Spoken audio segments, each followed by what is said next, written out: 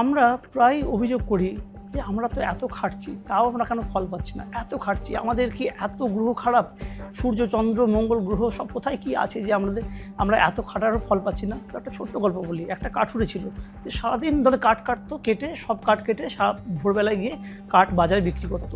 কিছুদিন পরে তার এলাকায় নতুন একটা কাঠুরে আসে। সে দেখা গেল ওই একই পরিমাণ কাঠ কাটছে 2-3 ঘন্টায় বা 5-6 ঘন্টার মধ্যে তার পুরো দিনে, মানে এই কাঠুরেটা একদিনে যা কাটতো সে সেটা 5-6 ঘন্টার মধ্যে কেটে ফেলতো। তো এই কাঠুরে তো অবাক হয়ে গেল যে আমি এত খাটছি, এত আমি অভিজ্ঞ থেকে, তো আমি পারছি না, সারাদিন লেগে যাচ্ছে, ও 5-6 ঘন্টার মধ্যে কী করে কেটে ফেলছে। তো একদিন জিজ্ঞেস করলো যে কী করে ভাই তুমি এরকম করছো? তো বলছে, দাদা আমি তো সেরকম কিছু করি না, একই কুঠার দিয়ে কাটি, আমি শুধু রাত্রিবেলায় ঘুমানোর আগে কুঠারটা একটু শান দিয়ে নিই।